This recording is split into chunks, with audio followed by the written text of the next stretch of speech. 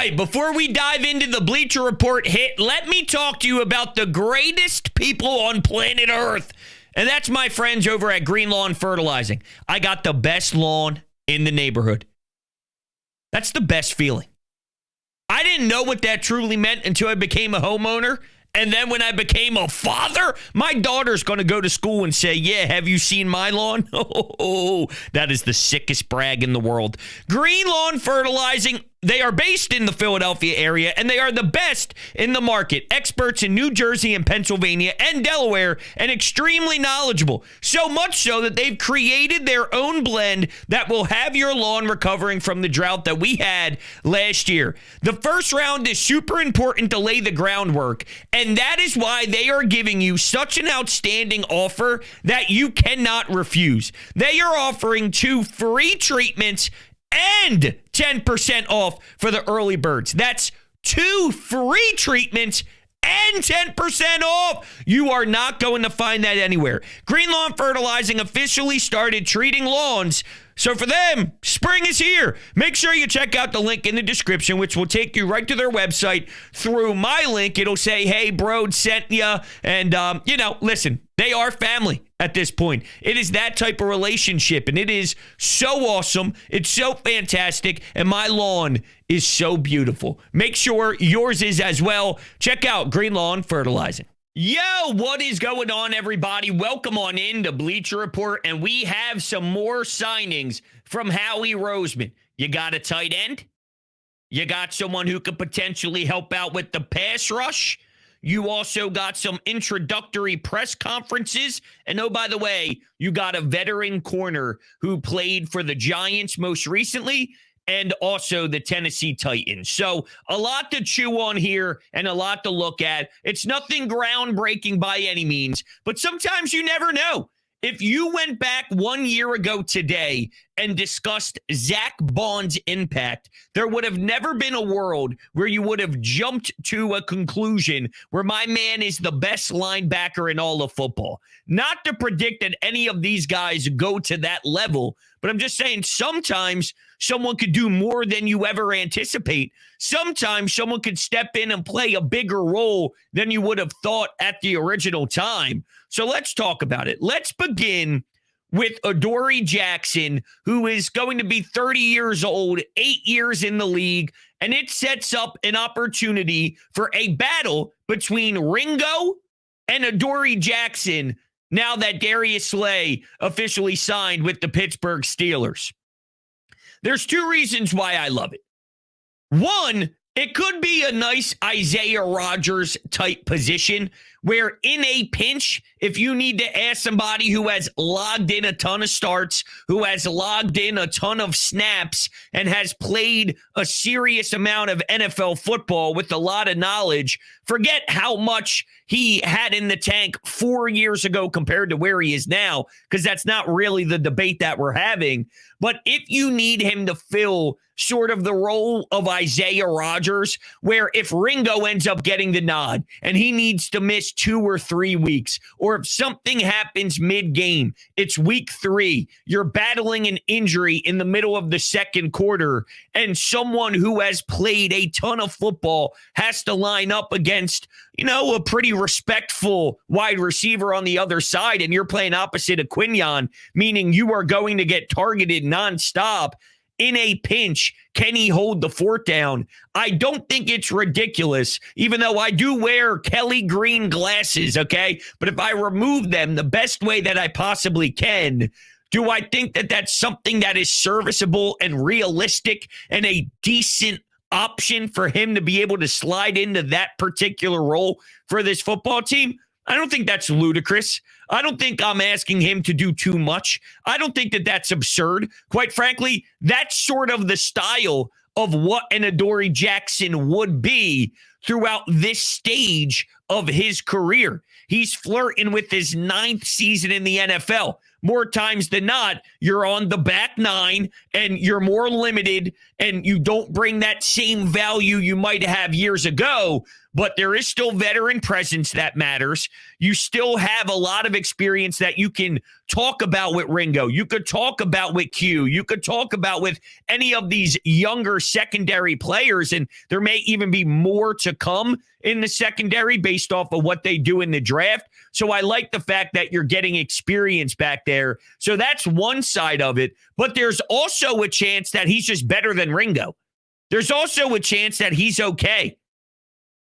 Isaiah Rodgers, if they signed him back, he might have beat out Ringo. And he might have been your starter opposite of Kenyon. Maybe Adoree's there. Maybe Adoree has more left than we actually give him credit for, and he can actually do more than just hold his own in a pinch, and he can hold his own for a season.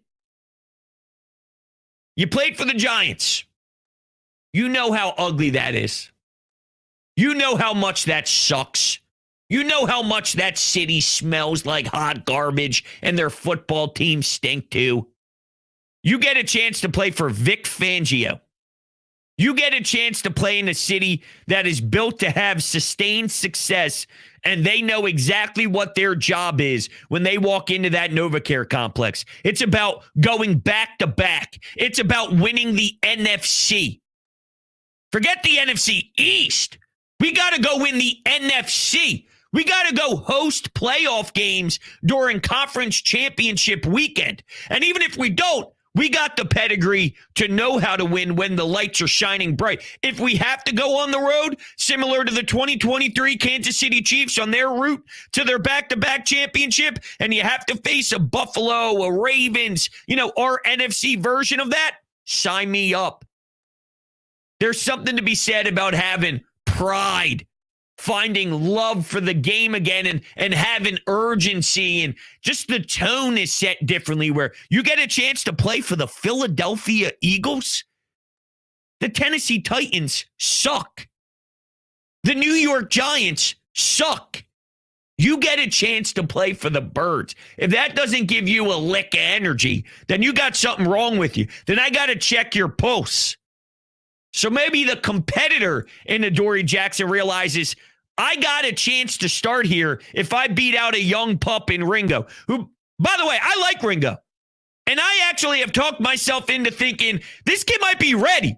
He got a taste over the last couple of years, and he absorbed a lot of information from a lot of different DBs and from a DB coach that everybody's super high on in Christian Parker, and people were afraid that maybe he would leave, and would Kellen Moore snag him and bring him to New Orleans. And, people speak very highly about what he brings to the table, his smarts, his ideas, his beliefs, his intelligence. Well, if Ringo has been a sponge and soaking up all of that knowledge for years and years, and with those attributes and that skill set, maybe it's time for him to put it together. But from Adoree Jackson's view, that's the guy who's standing in my way. That's the one dude, with all due respect, I respect the hell out of you. You're one of my teammates. You're going to be one of my brothers, and I can't wait to put on the same uniform as you. But then the competitive fire comes out. That's what's stopping me of being a starter in this league. Not happening. That drive could maybe push him into a position where he is actually starting on the outside. Just a thought. Just a thought. So those are my two things here. I don't think a move like this comes with a negative. And we kind of figured that Howie Roseman would be in this type of shopping mode, where it's the low risk, high rewards. I'm not going to call it, what do they call it? Garbage bin shopping? Or no, that's definitely a bargain. It's more than a bargain, but not really. Okay, it's the right word. All right, it's the right word. I took off the Kelly green glasses. It's the right word. Maybe you're trying to look for some serious bargains here, because as I look down on my notes and see the next name we're about to talk about in Josh Uche, yeah, let's be honest. It didn't end pretty in Kansas City, and he only had 1 year of woe. And that 1 year was back in 2022 or so, a few years ago, where my man had 11 and a half sacks for New England. He hasn't been close to the same player, but this is where I trust Vic Fangio. Vic Fangio sees someone with an interesting skill set like Zach Bond and gets very creative with him. Is there a world where Vic Fangio's mind can see Uche, watch what he did, study how he was so effective, and put him on the field in an area to do his very best to try and duplicate this? And maybe it won't be double-digit sacks. 11 and a half is crazy and absurd compared to the rest of his career. But what if he gets 6 sacks? What if Uche gets 5.5 sacks? That's pretty damn valuable. You're trying to replace a lot of production from Josh Sweat, Milton Williams up the middle. You know, there was a lot of pass rush from even Brandon Graham that you missed out on as well. While I believe Nolan Smith is going to continue to contribute in that area, I do think that, you know, even if it's 5.5, there's something to getting a lot more out of Uche. And there seems to be more left in that. Jalen Carter's presence alone opens up a ton of space. And some people get bothered by hearing that because it almost makes it seem like Milton Williams didn't need to do anything or Josh Sweat didn't need to do anything. And a Jomo or Jalix Hunt is just going to close their eyes and automatically walk into incredible seasons because of Jalen Carter's presence. And while I understand that some take it to an extreme, there is a real issue for other teams' offensive lines who don't have offensive lines like we do. Their offensive lines stink. Nobody has the powerful machines that we do up front.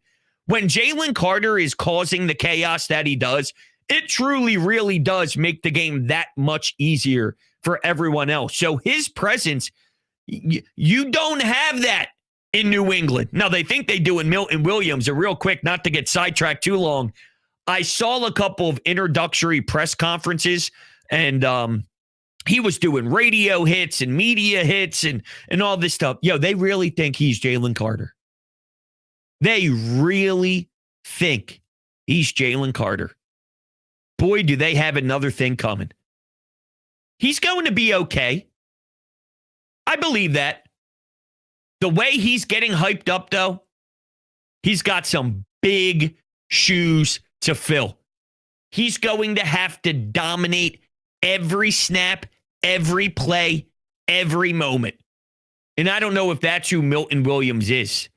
And to my point, when Jalen Carter is eating up space and he's eating up eyeballs and he's eating up the focus, and other teams circle 98 saying, I don't care what anybody else does. 98 cannot get home. 98 cannot cause all that havoc. It just can't happen. If that's the case, we are toast and we are screwed. That's going to open up the door for an Uche potentially. And I'm intrigued by that. I'm curious on Vic Fangio's vision with Uche. All right. So let's get to the tight end here. Harrison Bryant played 78 games in the league, 33 starts in 5 years. Here's Pro Football Focus's description on him in the blocking department.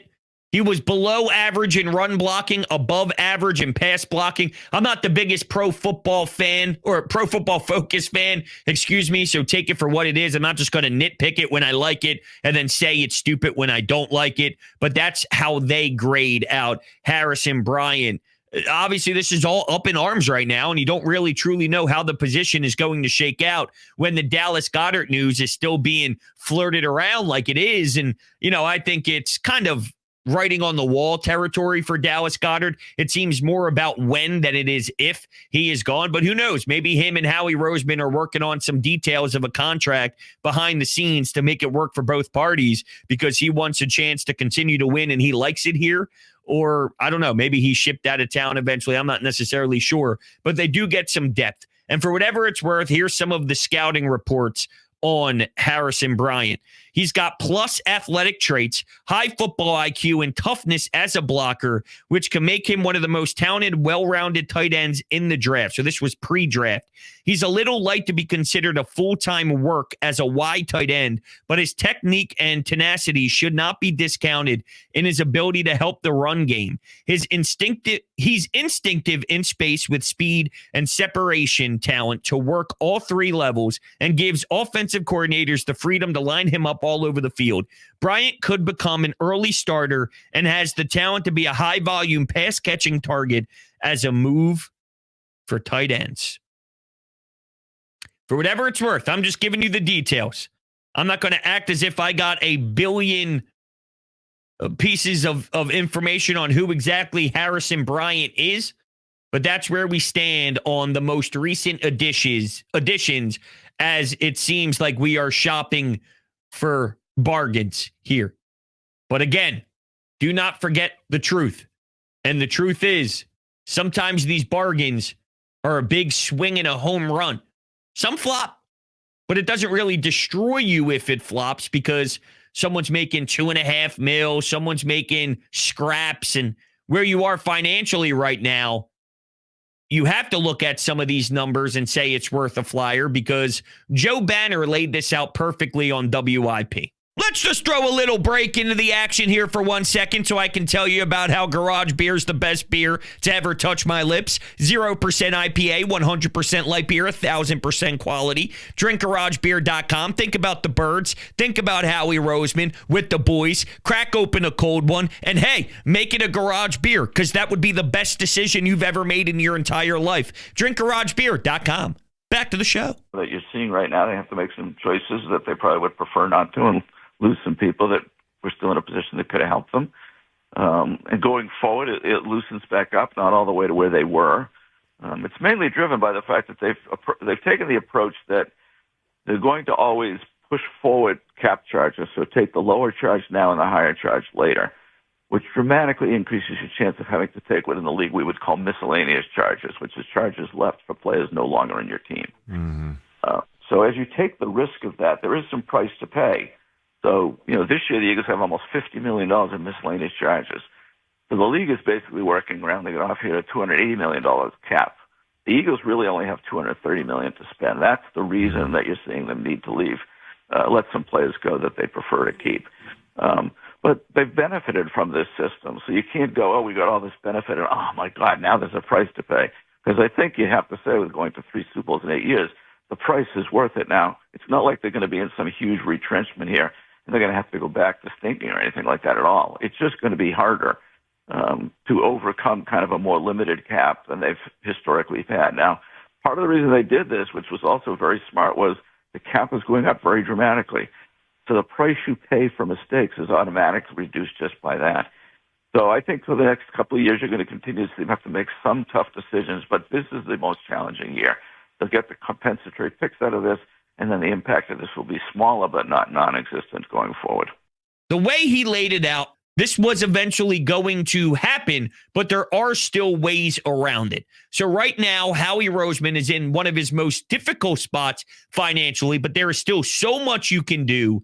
And while you have to make tough decisions, it's not going to last very long. Things will open up rather quickly, progressing through the next couple of years and just seeing how the books are laid out. And while you have to go through a season like this on the books, you're also in a position to compete in the NFC. So one of your biggest, most difficult off seasons, you have Jalen, the best offensive line in football. Yes, I still believe that, even with right guard open currently. Mekhi Becton, at the time of this recording, did not sign anywhere, by the way. So that is still open for a potential return. Now, why is that? Is he trying to figure out exactly what his market is as a guard? Is he trying to figure out if people are convinced that he could be a tackle? Or is there an unknown if we put him in our offensive line scheme without Jeff Stoutland, without Lane Johnson, without Cam Jurgens, without the talent that is on the Eagles offensive line? Do we get the same production? Probably not.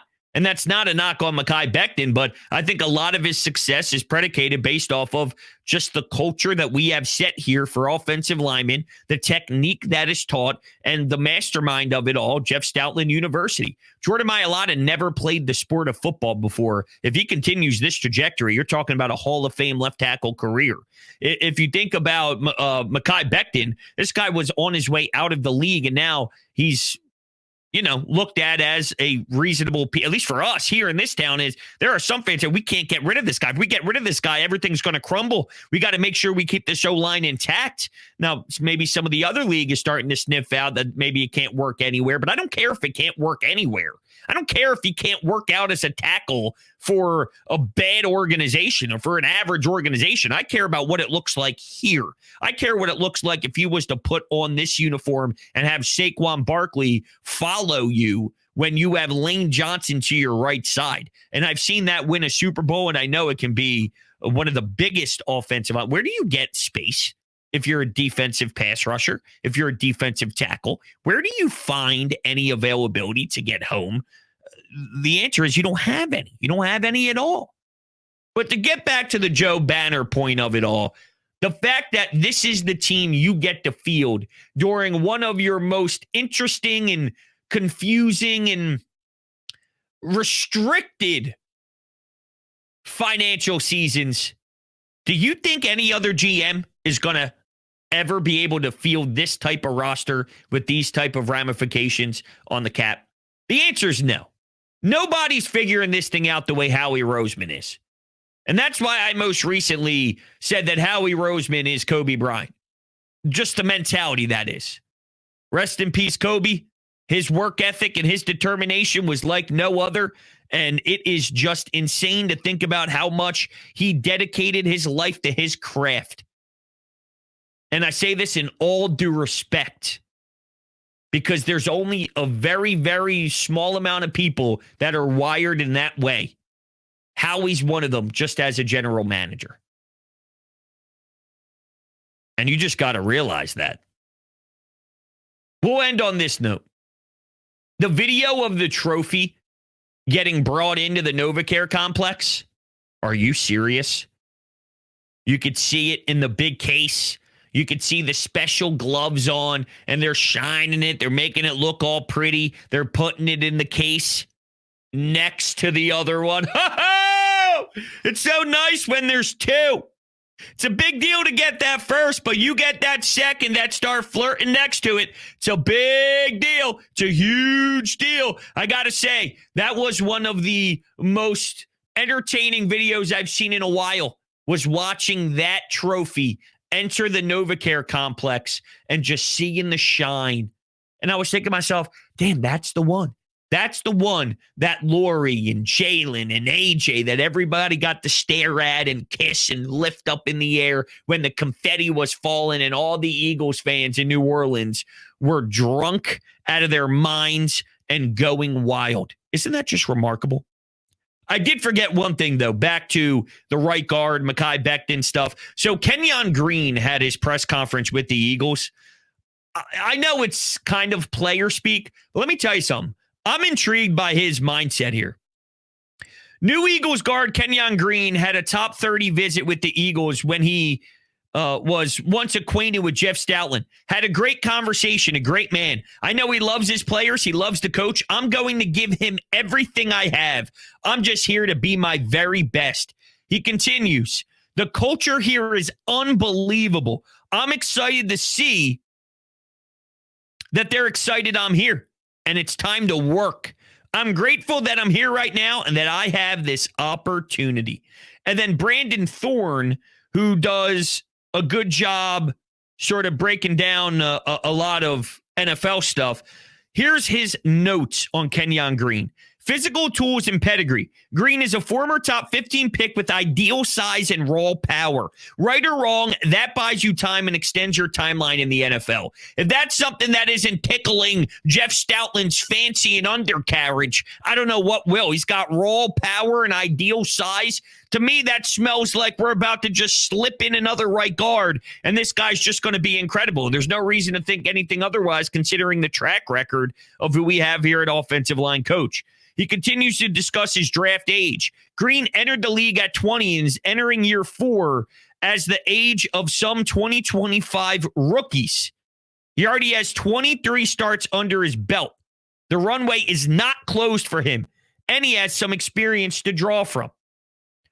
The situation and environment. For Green's runway to get maximized, you need the right environment. Philly will put Green inside a run-heavy scheme between the best right tackle in the game and a good center underneath Jeff Stoutland's tutelage. Can't get much better than that. The Eagles continue to maximize their unique offensive line culture by acquiring overlooked assets and turning them into gems. Now the aim is put on Kenyon Green into the Brandon Brooks and Mekhi Becton pipeline of success stories at right guard. That's right, baby. Come on, man. If that doesn't get you fired up, I think you're sick in the head. All right, everybody, that's going to do it for this episode here on Bleacher Report. Thank you all so much for hanging out. I greatly appreciate it. I'll catch you all next week. Go Birds. Have a great rest of your day.